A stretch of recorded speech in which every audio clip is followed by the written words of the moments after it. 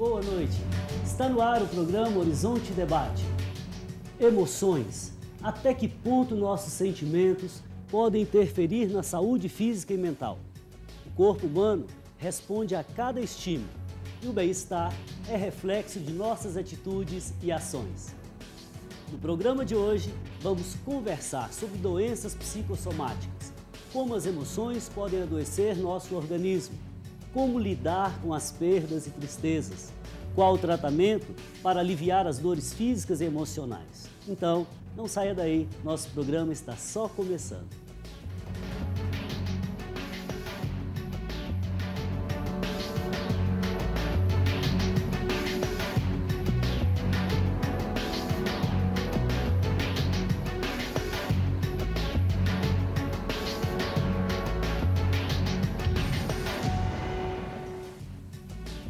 Participam conosco hoje a psicóloga clínica, analista do comportamento, Gabriela Prosdócili, o médico e psicanalista, professor de pós-graduação em psicologia médica, Dr. Geraldo Caldeira, e a especialista em coaching de saúde e qualidade de vida, Carolina Lara Rezende Couto.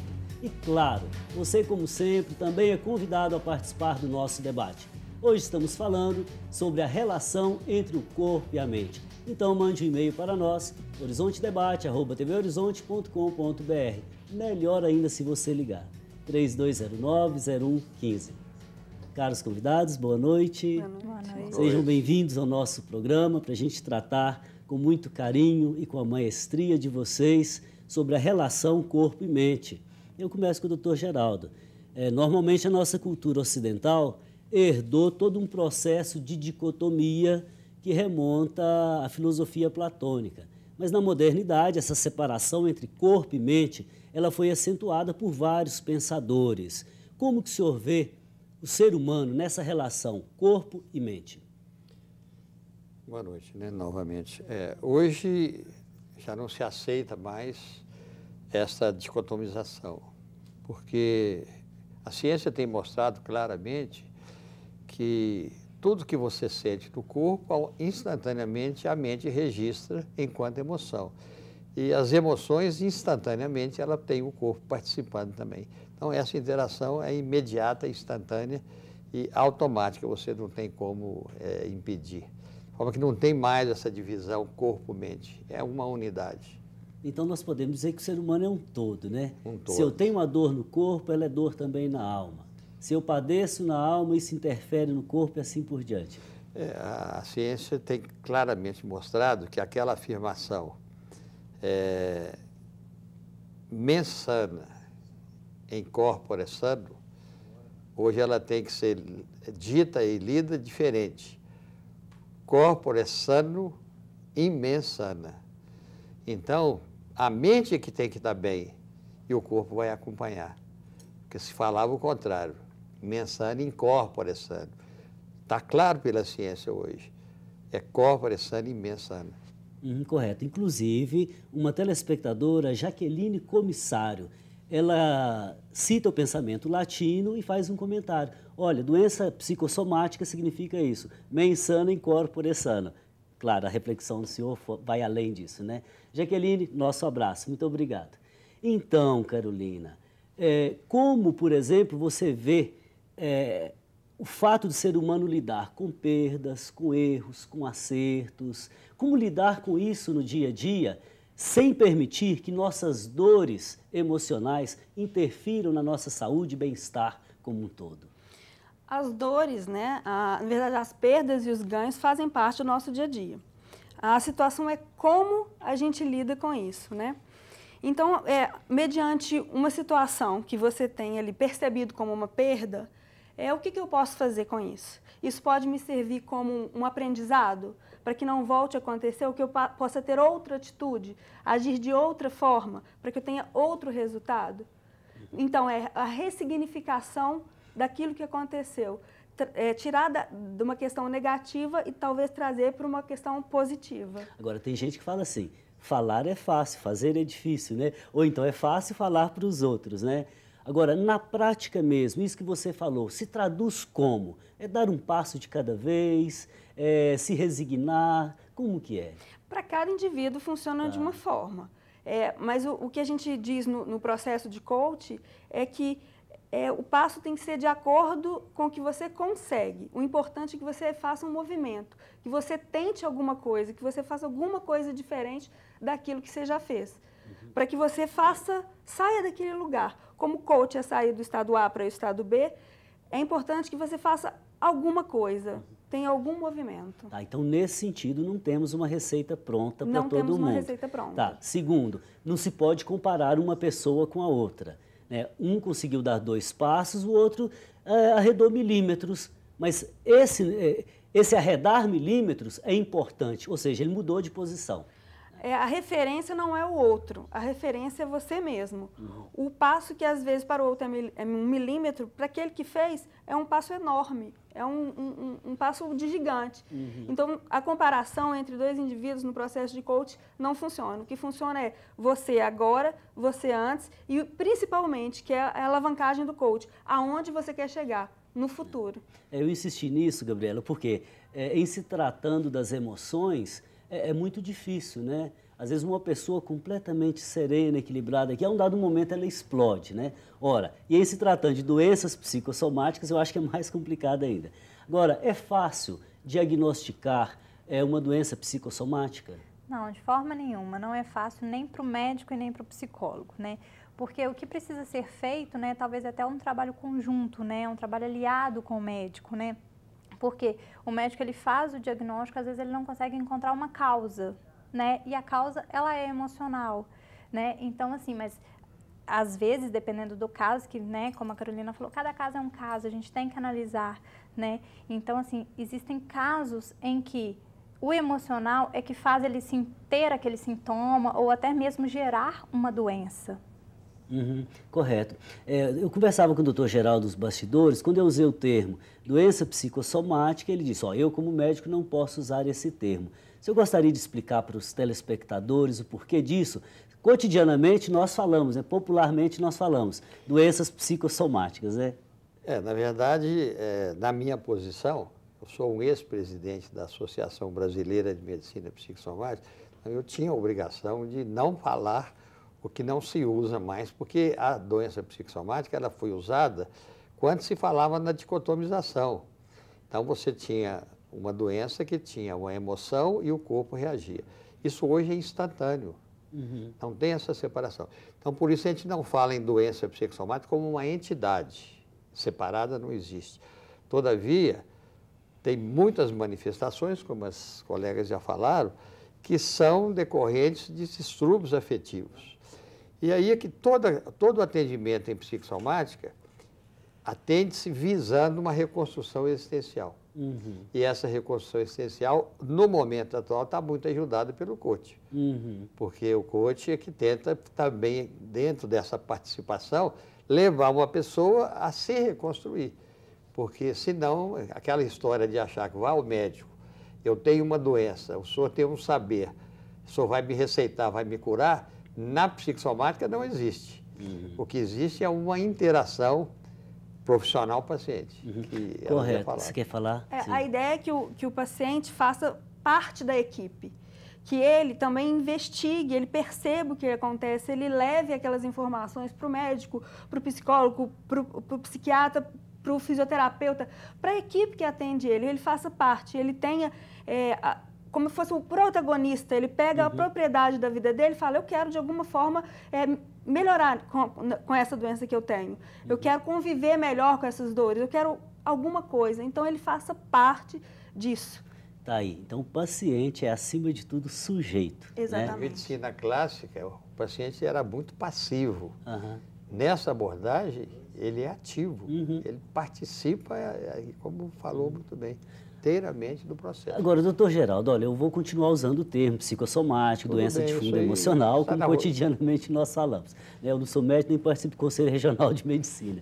Então, quais são as doenças de fundo emocional mais comuns? Gastrite, rinite, todas essas infecções, quais são?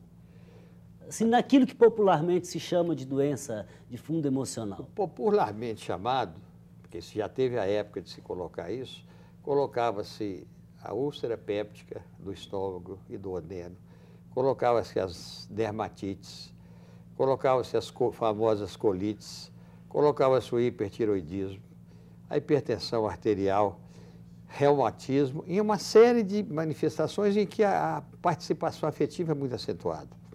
Então, isso eram clássicas. Ainda hoje ainda se encontra alguém falando, porque isso virou, né, uma leitura universal. Mas, na verdade, já disse, a gente não pode falar da doença psicossomática. Mas, todavia, por exemplo, na úlcera péptica. A úlcera péptica hoje tem uma bactéria que provoca uma acidez no estômago e que é a causa da maior acidez que leva às ulcerações. Pois bem, essa bactéria é encontrada em 60% da população brasileira. 60% tem o Helicobacter pylori. Por que só 10% tem úlcera? E por que esses 10% que tem úlcera, que não são os 60%, tem em situações de estresse onde ela apareceu? Não se pode negar a participação das emoções de jeito nenhum. Correto. Então, nós vamos para um rápido intervalo e voltamos daqui a pouco. Antes de ir para o intervalo, queria lembrar a campanha Faço Parte, cujo objetivo maior é a construção da Catedral Cristo Rei, a casa do povo de Deus. Fazer parte é ser comunhão, é responsabilizar-se pela igreja que você é, que eu sou. Faça parte você também. Nós vamos para um rápido intervalo e voltamos já já. Enquanto isso, aproveite para participar conosco pelas redes sociais. Até daqui a pouco.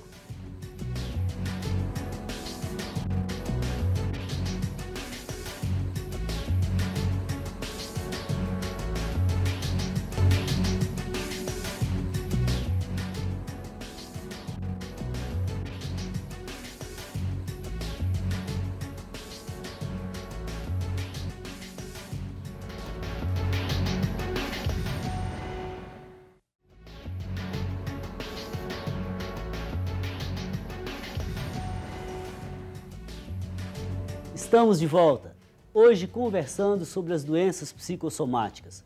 Você tem dores emocionais? Então participe conosco. Mande um e-mail para horizontedebate@tvhorizonte.com.br ou ligue para o telefone 3209-0115. Retomando o nosso debate, Gabriela, como tratar uma doença psicossomática? Primeiramente, né, é feito um tratamento psicológico aliado ao tratamento médico. A gente precisa analisar cada caso, né, identificando qual que é a origem, né, dessa doença, desse sintoma, né, se é um estresse, se realmente foi algo que aconteceu durante a vida, entender a história de vida desse indivíduo, né. E posteriormente, né, lembrando que a mente está ligada ao corpo o tempo todo, qualquer alteração emocional, pode haver sim alteração, né, física, sendo em forma de sintoma ou de uma doença em si. E pensando nisso, a psicologia comportamental, ela acredita que o sujeito, ele é fruto do seu meio, né, do meio que ele está exposto, né? Então, a gente vai trabalhar em cima desse contexto, porque nem sempre é possível mudar o contexto. Então, a gente tem que aprender melhores formas de lidar com esse contexto, junto com o paciente, claro, a gente vai sempre discutir isso, descobrir formas, né, que ele consiga lidar melhor e enfrentar essa situação de uma forma efetiva. Então, nesse sentido, o paciente tem que ter tempo para relatar a sua história. Sim. O médico, o psicólogo tem que fazer a anamnese com calma, com paciência, para depois, quem sabe, apresentar um diagnóstico, né? Exatamente. Na verdade, assim, essa anamnese ela é feita durante o processo terapêutico inteiro, porque, né, o paciente ele não chega e conta tudo. Ele vai contando aos poucos. Correto, eu estou entendendo no seu trabalho, mas imaginemos uma pessoa que procura o SUS. O médico que ali atende, ele tem quantos minutos para atender cada pessoa? Temos lá 80 na fila. Ele vai passar ali 2 horas. Quantos minutos? 25, 30 no máximo. Pois é. Então, nesse sentido, acho que temos muito que caminhar, né? Com certeza. Claro que nós fazemos um programa para toda a população, né? Verdade. Ok, obrigado.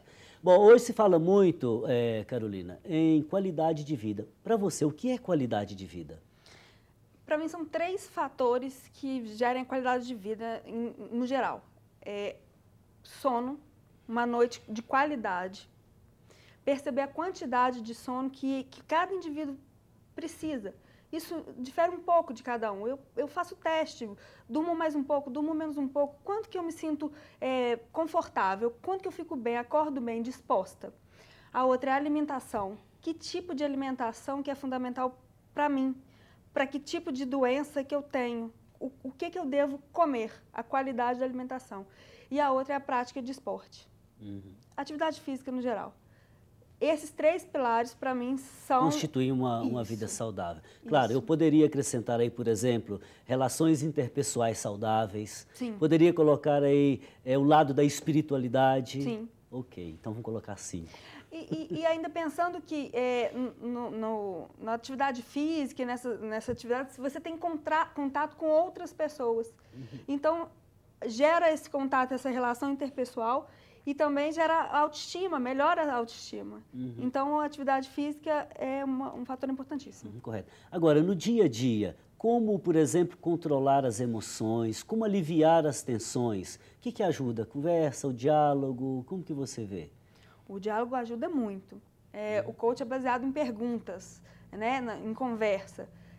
Você dizer alguma coisa, dizer o que você está sentindo, mesmo que não seja para um profissional, seja para alguém de confiança, de alguma forma você tem a sensação de que está dividindo aquilo com alguém. Então, você falar sobre aquela sensação, aquela emoção para alguém, já dá um efeito, uma satisfação de tranquilidade, de diminuição da carga, do peso. A conversa é bem importante. Ok. Doutor Geraldo, eu queria que o senhor comentasse para mim a questão do exercício físico, da liberação do hormônio do prazer. Isso é muito importante. Às vezes a pessoa fica com preguiça, né? A hora que ela descobre que é tão bom... O exercício físico é fantástico, até porque ele provoca mesmo uma produção endógena do próprio corpo de endorfinas, que são analgésicas e euforizantes, e aumenta também a produção de hormônios do humor, como serotonina. De preferência, você fazer um exercício físico junto de mais pessoas, porque, como você já colocou, esse contato, essa fala é fundamental. Você deve, não sei se o senhor ouviu, mas entre os exemplos do falar, né, no filme O Náufrago, em que depois de um certo tempo, o náufrago pegou uma bola e criou uma fisionomia, colocou o rosto e falava, ele falando como se estivesse conversando com alguém. Isso é necessário mesmo que se fale sozinho. A fala é terapêutica, ela pôr para fora é terapêutica. Emoção é uma palavra que o senhor vai saber melhor do que eu, mas ela vem do latim que significa pôr para fora. É o movimento para fora. Então, se você fala, mesmo sozinho, você está movimentando essa emoção que está saindo.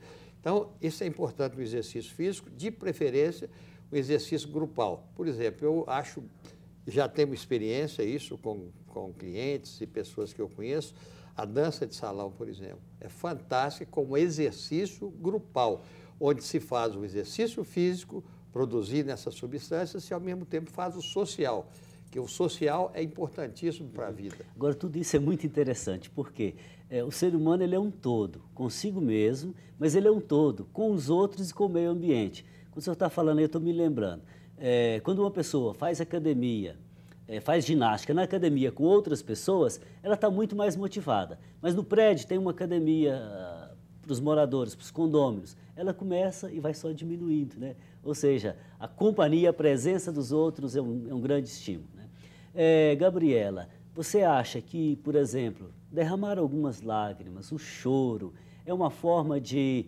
aliviar as emoções fortes? Sim. Evitar doenças? Sim, porque o choro, na verdade, ele é a forma mais eficaz de você conseguir restabelecer o equilíbrio emocional. Então, assim, quando a gente está passando por uma situação de estresse, uma situação de conflito, né, o nosso organismo, ele ativa algumas glândulas, né, lacrimais, e quando a gente chora, né, a gente produz algumas sensações de alívio, de calma, né, tranquilizando, né, de aliviar realmente as tensões, as dores. Correto. Agora, uma pessoa que tem muita tensão, muitas dores, muito sofrimento na vida, não adianta ela chorar o dia inteiro também, né? De forma Porque nenhuma. O mundo não vai ter pena, né? Eu às vezes digo assim, Claro, o choro ele é importante, alivia as tensões, Sim. mas é preciso, por outro lado também, não desenvolver esse lado da pena e só da compaixão. Desenvolver um lado positivo, dar um passo à frente, dar um passo na direção da superação. Sim. Né? O primeiro momento tem que haver de luto, né? De chorar pelaquela situação, se realmente você sentir vontade de fazer isso, e posterior, né, conseguir lidar melhor com aquilo. O que eu vou fazer agora? Como é que eu vou reagir? Né? Com o otimismo mesmo que você disse. Ok, doutor Geraldo quer falar e eu acrescento mais um detalhe. O que é dor? Eu já vou só complementando aqui a questão da lágrima. Eu já fiz uma afirmação de que adoecer é o grito dos órgãos no silêncio do sujeito. Nós estamos falando da importância do falar. E nesse grito dos órgãos, que bom que se chore. A gente tem muita preocupação quando o deprimido para de chorar. E diante daquilo que Muito a pior. cultura popular diz, homem não chora. Já passou isso, né? Felizmente já mudou muito, mas ainda é passado, ainda nós estamos no mundo machista. Não se terminou com afirmações desse tipo, que o homem não chora, porque o indivíduo começa a bloquear o seu afeto desde cedo. O menino começa a bloquear o seu afeto. E uma das dificuldades na psicossomática é exatamente pacientes que nem localizam as emoções. Chegam perto da gente, você fala que tem que ter emoção, eu não sei o que é isso. O que é emoção? Porque elas começaram a ser bloqueadas muito cedo, entre as quais sua afirmação foi excelente, que homem não chora. Por quê? O que tem a ver masculino e feminino com choro? Correto. Agora, o que é dor? Qual que é o conceito de dor? Não temos uma medida para dor. Cada um sente a seu modo. Dor é muito subjetiva, né? Exatamente uma coisa que é dos sofrimentos maiores do ser humano, porque se sente sozinho. O indivíduo que está com dor, ele pode estar cercado de pessoas as mais próximas, mas ele está sozinho naquele sentimento. Essa solidão é terrível da dor. Além do mais, ela vem sempre com uma fantasia de algo mais grave. Então, além Aumenta da o dor, sofrimento. tem a parte psicogênica, que é o receio de algo mais sério, muito mais grave e tal. Então, a dor tem muito de subjetividade, ela significa processos inflamatórios, mas também psicogênicos, entre as quais dor de cabeça, a maioria das dores de cabeça não tem causa orgânica nenhuma. E as dores morais? Essa já mexe com... Porque dor e sofrimento no dicionário é a mesma coisa. Se você pegar em Freud o que ele fala de dor e o que ele fala de sofrimento é a mesma coisa. Então, essa dor moral, que é um sofrimento, o indivíduo a sente do mesmo jeito que sente uma dor. E às vezes até pior. E como a Life Coach vê a questão da dor? A dor é uma informação para a gente atuar. Você percebe e você faz a pergunta de acordo com a dor desse paciente. E aí você tem informações e o melhor, com o paciente falando, ele consegue perceber, falando sobre a dor, ele consegue perceber e criar uma consciência sobre aquela dor. E isso é muito importante no processo do coach. Criar essa consciência para o próximo passo é a ação, que é dar o passo. Né? Então, a dor é um momento de crise para a superação, para o crescimento, e nós vamos descansar um pouquinho. Nós vamos para um rápido intervalo e voltamos já já. Aproveite para participar conosco, nosso telefone é 3209-0115. Até daqui a pouco.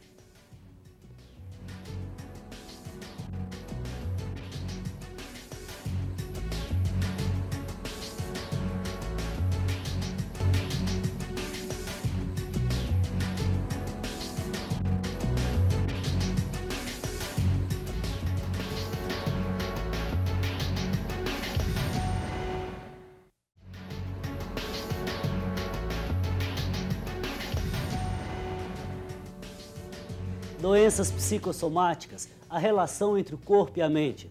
Este é o tema do programa de hoje. Participe, faça sua pergunta, deixe seu comentário no nosso e-mail ou telefone para nós, 3209-0115.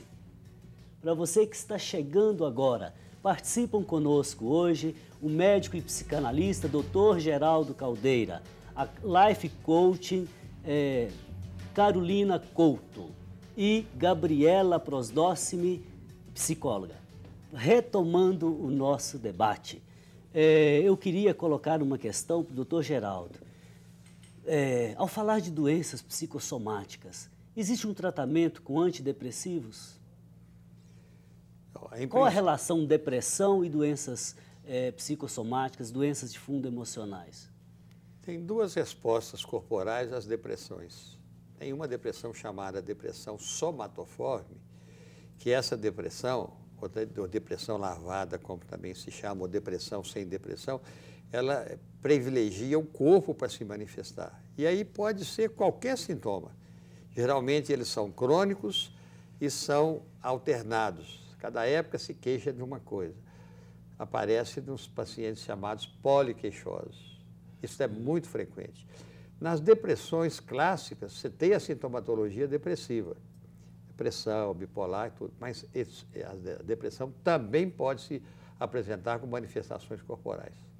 Então, aí, quando você está diante de um caso de depressão, a indicação da medicação antidepressiva é absolutamente precisa. Uhum. Aí Agora, como identificar uma dor, por exemplo, física, que tem o fundo emocional? É fácil esse diagnóstico? Não, não é fácil, mas é possível. Agora, fundamentalmente, é nas conversas, nos diálogos, nas consultas repetidas. Uhum. Você vai, aos poucos, levando a pessoa a tomar consciência de que, de fato, emoções que ela não sabia que tinha, ou não sabia, mesmo sabendo que tinha, não sabia que fazia um efeito no corpo, ela começa a perceber através do que a gente vai mostrando. Tirando da fala dela, não impondo nada, mas da própria fala do paciente, você vai mostrando, vai tirando a demonstração de que ele tem essa articulação. Há uns 15, 20 anos atrás, sem fazer propaganda, eu nem me lembro o nome da autora, eu li um livro que se chamava O Corpo Tem Suas Razões.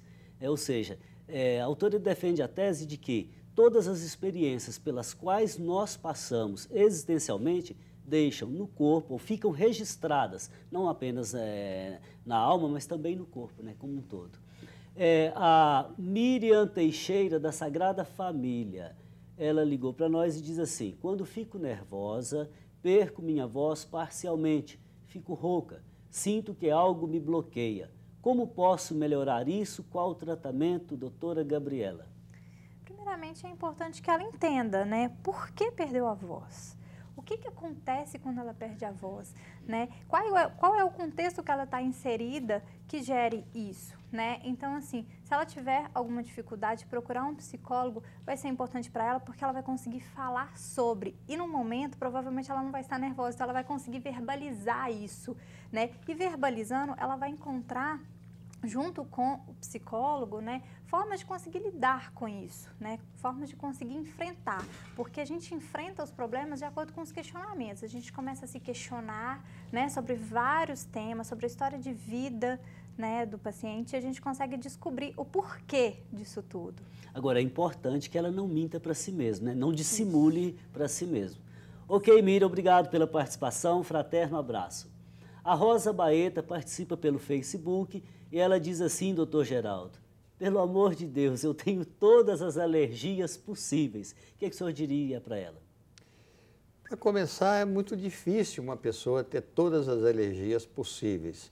A alergia é uma forma de reação, é uma forma de dizer: eu não estou querendo isso, eu não estou satisfeito com isso, então eu vou protestar. E protesto de uma forma semelhante a uma alergia, que responde a um alergeno. Então, quando ela diz, eu tenho alergia a tudo, eu tenho a impressão que ela tem que olhar a pessoa dela, como é que está na vida, quais são os seus sentimentos, quais são as suas frustrações, quais são os seus projetos, porque a coisa está por aí. Porque alergia a tudo é impossível. Correto. Há um exagero, seguramente, né? Ok, Rosa, muito obrigado. A Rita de Cássia Oliveira, ela diz assim: acredito que certas doenças têm a ver com o emocional. Se procurarmos viver uma vida saudável, bons hábitos e deixarmos que os problemas se resolvam com o tempo, nos livramos da maior parte dessas enfermidades. Preocupação excessiva, má alimentação, falta de amor ao próximo, tudo isso faz mal. Qual o seu comentário, Carolina? Ela está certíssima. Ter bons hábitos, como eu havia falado antes, atividade física, o sono, tudo isso é muito importante. A consideração que eu tenho que fazer é que buscar isso é muito importante. Só o tempo é muito pouco. Se você adianta e vai atrás do que você quer e busca qual é a atividade física melhor para mim, qual que eu tenho prazer em fazer, qual é a alimentação, busca os especialistas que podem te ajudar nisso, é um passo mais rápido, é um tempo menor. E na nossa vida, quem hoje não quer tempo, né? Uhum. Ok, Rita, muito obrigado, fraterno abraço. A Viviane diz assim, doutor Geraldo, tem uma tia que é assim, o médico diz que ela está bem e ela sai do consultório, chega em casa e toma um remédio, porque ela está doente e o médico está errado. Difícil. Alguma coisa ela está sentindo, claro, né? Claro, mas veja bem, quando ela sai do consultório e o médico diz que ela está bem, ele está falando para o corpo dela. Porque se ela chega em casa e precisa tomar remédio, é claro que ela não está bem. Então, é esse diálogo difícil, quando o médico olha a parte científica da pessoa e não olha a pessoa como inteira. Então, ela vai ter uma defasagem aí. Quando ela chega em casa, ela busca aquilo que ela foi lá procurar e não encontrou.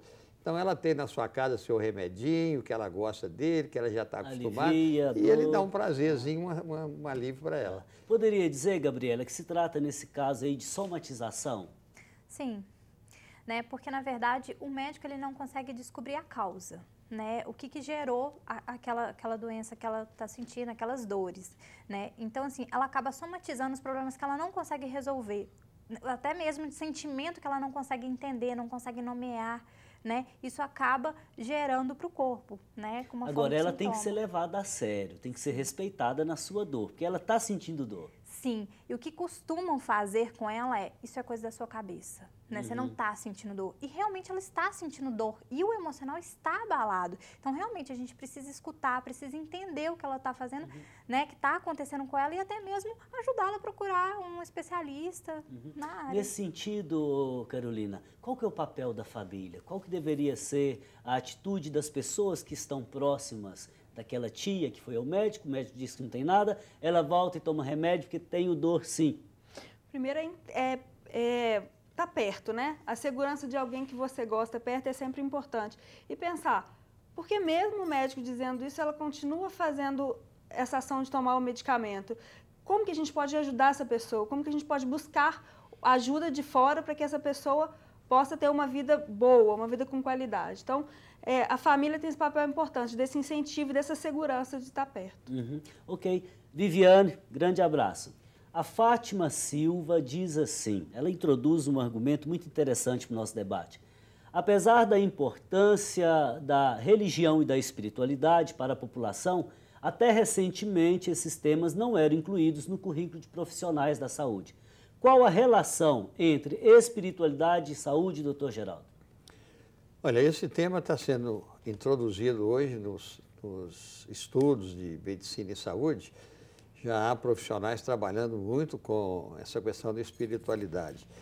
E eu acho que foi um avanço, tanto que se costuma dizer que o ser humano ele é biopsíquico, histórico-social, e nós estamos acrescentando hoje, e espiritual.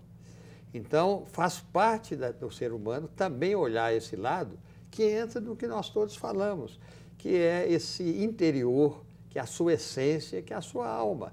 Então, muito dessas queixas que se passam como não tendo expressão nas anatomias da vida, elas têm a ver com a espiritualidade. Que se desenvolveu, se trabalhar com o paciente esse campo, é também uma ajuda fantástica.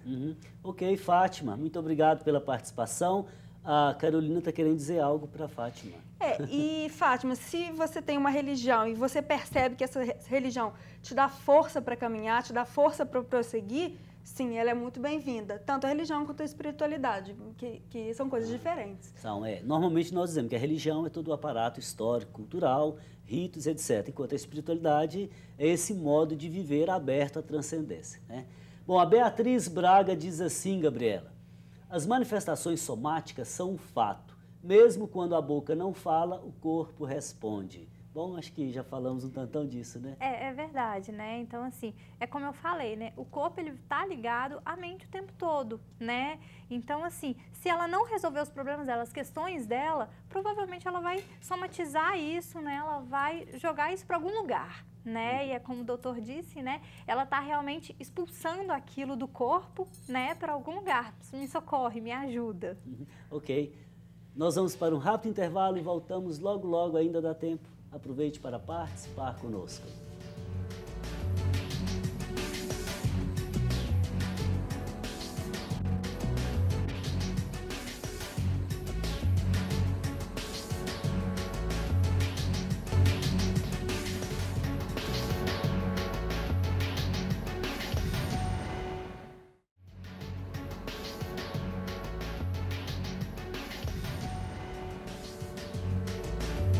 Voltamos com o Horizonte Debate, hoje conversando sobre como o emocional pode refletir no nosso corpo. E aqui tem a participação da Cleusa, do bairro Lindéia. Ela diz assim: eu tenho depressão profunda, síndrome do pânico e fibromialgia. Já parei no hospital totalmente paralisada. Quero saber se existe ligação entre essas doenças e se existe diabetes de fundo emocional. Dr. Geraldo. Olha, são perguntas difíceis, né? Porque a gente está à distância das pessoas que fazem a colocação. Na verdade, pode-se afirmar que existe uma articulação entre as doenças que ela falou. O componente da depressiva na fibromialgia é muito grande. Agora, essa articulação tem que ser visto conversando com ela para ver como parte dessas vivências dela estão sendo articuladas com esse tipo de momento. O pânico é uma situação de muita angústia, né? A fibromialgia já tem mais uma ligação com a depressão, de forma que tem que ver com a pessoa essas articulações. Diabetes fundo emocional não existe. Diabetes é sempre uma alteração autoimune da produção de insulina pelo pâncreas. Agora, você numa crise emocional, num estresse agudo, você pode ter um pico de glicose que vai lá em cima, porque a cortisona aumenta a glicemia e no estresse há uma produção de corticoide. Todavia, se a pessoa já tem um diabetes que ainda não apareceu e que ele está vivendo uma grande emoção, ele vai ter o sintoma diabético. Se ele for no médico, vão constatar que a glicose subiu muito. Ou seja, não foi o emocional, não foi o emocional que produziu a doença, porque ele não é. Mas a influência do emocional na descompensação, no surgimento, é muito frequente. Ok, Cleusa. Obrigado pela participação. Grande abraço. A Ângela Almeida diz assim: acredito que exista uma sintonia entre corpo e mente, pois quando o emocional está abalado, dificilmente se consegue a cura para os males do corpo. Carolina, algum comentário? É exatamente isso, né? O emocional abalado dificulta e traz as consequências para o corpo. Agora, a solução disso, que coach é partir para a solução disso vai de encontro àquilo que a gente já disse. Fazer atividade física, procurar coisas prazerosas, procurar ter uma qualidade de vida. Fazer coisas que realmente lhe traga prazer, lhe traga vontade. Ser participante, atuante na sua vida. E isso sim pode ajudar nesse quadro. Ok, Ângela, obrigado pela participação. Juraci França, do bairro Milionários, diz assim: fiquei separada da minha neta por 2 meses. Durante todo esse tempo sofri muito e chorava todos os dias. Atualmente tomo remédio para conseguir dormir. Gostaria de saber como faço para não tomar mais esse remédio ou se tem outro tratamento, pois minha neta já voltou para o meu convívio, mas não consegui superar o trauma. Quando estou sob pressão, tenho dores no estômago, tenho refluxo gástrico. Seria uma doença psicossomática, doutora Gabriela? Bom, primeiramente, ela precisa entender que não existe uma receita, né? Faça isso ou faça aquilo que vai dar certo, né? É bom ela pensar positivo sobre a situação, porque a neta já está com ela, né? Então, a fase de luto, ela já deve ter passado, né? Então, agora, pensar com otimismo em relação à situação, tentar viver a própria vida, que isso é importante, a qualidade de vida que a Carolina acabou de falar, né? Conseguir se divertir, conseguir praticar algum esporte, conseguir fazer outras coisas na vida, né? E se realmente, né, fazendo isso tudo, ela não conseguir, é indicado que ela procure um psicólogo para ele poder questionar ainda o que ainda existe de trauma, de tristezas. Tudo isso que está falando é muito bacana. Me veio à mente aqui que eu conheço algumas pessoas que, para superarem determinados traumas, elas saem de si. Ou seja, elas vão em direção ao outro através de um trabalho, de voluntariado. Você acha que isso ajuda? Muito. Ajuda muito, porque quando a gente faz uma boa ação, né, a gente também se sente bem. Né? Então faz todo sentido isso que você está falando, né? É importante isso tudo. E também é importante, completando a pergunta dela, né, ela conseguir questionar os pensamentos que ela tem, porque, na verdade, primeiro a gente pensa, depois a gente sente, depois que a gente se comporta, né? E se quando a gente começa a questionar o pensamento, por que eu ainda me sinto assim se a minha neta está ao meu lado, né? Ela vai começar a ter motivos, não sentimentos, mas motivos, razões que façam ela desenvolver ela. Seguramente ela vai elaborar isso. Juraci, obrigado pela participação. A outra pergunta que eu misturei aqui na rapidez da apresentação é do Lídio de Oliveira, pelo Facebook. Ele dizia: quando estou sob pressão, tenho dores no estômago, tenho refluxo gástrico. Isso seria uma doença psicossomática? Bom, é difícil analisar assim estando de longe, né? Pode ser que sim, né? Devido ao fato que se ele estiver somatizando aquilo que ele passa, se ele não resolve os problemas dele, né? E gera isso para o corpo, isso sim pode se tornar uma doença psicossomática, né? Não que ela seja necessariamente. Ok, Lídio, muito obrigado pela participação. Temos aqui, doutor Geraldo, duas outras participações, da Júnia Airane e do Rodrigo Silva Borges.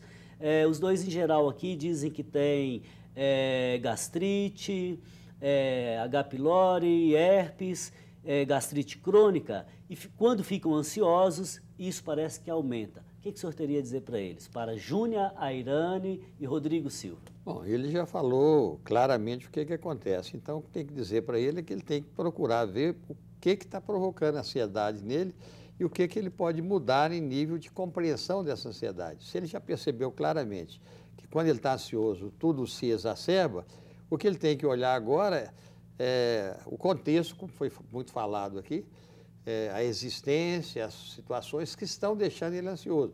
Trabalhar em cima disso. Se não der conta sozinho, procurar um profissional para ajudá-lo a clarear a questão da ansiedade. Ok. Obrigado pela participação. O Marcelo Neri diz assim: quando minha mãe faleceu, durante 5 anos seguidos eu tive pneumonia. Remédio nenhum curava. Foi quando a médica que me tratou percebeu que as datas da minha pneumonia eram sempre as mesmas. Foi assim que consegui tratar e não ter mais esse problema. O tratamento passou a ser com uma psicóloga. Que bom, né, doutora Gabriela? Com certeza. Algum comentário, Carolina? Ele procurou ajuda, ele percebeu isso. Que coisa bonita, né? Às vezes a gente é criado, sabe, para quê? Para ser herói, para vencer tudo, para brilhar, para não chorar e etc. Na verdade, somos humanos, né? É importante pensar que nem sempre esse é um passo fácil de se fazer, né? É um passo difícil até você tomar. Eu preciso de ajuda, eu preciso realmente procurar, buscar, seja qual profissional for, seja qual área for, né? É importante que a gente saia do que a gente está, não se tornar vítima da própria situação. E a gente pode fazer uma leitura também, mesmo à distância, mas é possível fazer isso dentro da leitura da psicanálise, da psicossomática, que essas pneumonias que ele tinha, elas vinham como um pedido da mãe que perdeu. Elas vinham como um pedido ao objeto perdido. Eu estou doente, preciso de atenção.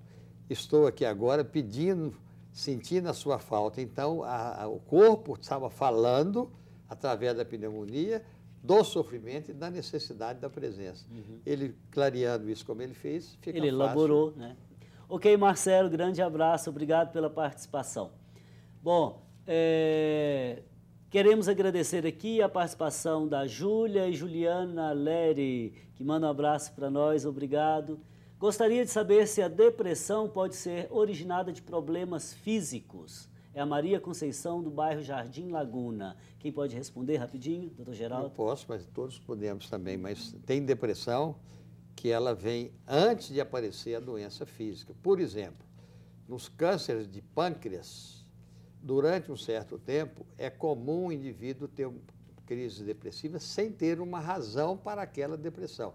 Os gastroenterologistas já sabem disso. Quando você tem uma depressão que não tem nenhuma razão, vamos ficar atento que pode significar patologias que já estão dando sinal que vão aparecer, entre as quais o câncer de pâncreas. Então, nesse sentido, vamos dizer, o mal físico parece que antecipa a dor psíquica. Ele teria, você até falou bem, o senhor falou bem, você pela idade, mas né, pelo respeito, padre, vamos falar o senhor. Mas então é o seguinte, ela fica como se fosse uma dor, que vem dando sinal. É uma tristeza sinal, é uma depressão sinal. Olha, me olhe que tem algo aí que está Então, vendo. nesse sentido, doutor Geraldo, a gente tem que estar sempre atento. para qualquer alteração no nível do corpo e qualquer alteração também da dor emocional, sabe, da tristeza profunda, procurar ajuda, não querer resolver sozinho, né? Sem dúvida. Ok, Maria da Conceição, obrigado pela participação. A Evelyn Vieira, por e-mail, diz assim: parabéns pelo debate. A mente é o poder de ser consciente, de pensar e de imaginar. Não é o cérebro carnal. Ela é capaz de interpretar sua própria experiência de um modo especial. Emoções, sentimentos, dores e sofrimentos perpassam com certeza pela mente. Comentário, Carolina. A fada da imaginação, né? A gente vive exatamente o que a gente imagina. Então, se a gente consegue colocar a nossa mente para imaginar positivamente, para ter uma qualidade de imaginação, uma qualidade do que a gente está vivendo, isso é fantástico. Ok. Evelyn, obrigado pela participação. Queria colocar uma última questão aqui para o Dr. Geraldo e a Gabriela. Qual a função, por exemplo, da aceitação da sua história, de si mesmo, para superar dores, perdas e sofrimentos e até as doenças físicas? Dr. Geraldo. Olha, quanto mais se aceita, mais saúde se tem. Porque uma das brigas do ser humano é exatamente consigo mesmo. Porque tem muitos que são perseguidores de si mesmo, vivem se culpando a toda hora, se criticando a toda hora, se desvalorizando com frequência. Então, a aceitação é fundamental, é ponto pacífico para o início das coisas. Eu poderia dizer que a aceitação não é apenas conformismo, né? Não, não é diferente. Ok. Aceitação é reconhecer que pode ter falhas, que pode não ser, o mais inteligente, mas que tem valor.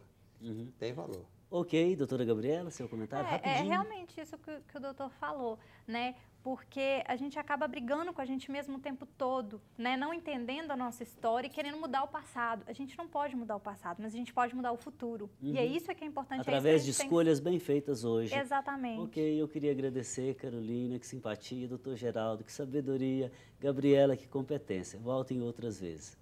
O Horizonte Debate de hoje chegou ao fim, mas você pode acompanhar informações sobre o nosso programa pelo site da TV Horizonte. Nosso endereço é tvhorizonte.com.br/Horizonte Debate. Outro jeito de nos acompanhar é pelas redes sociais.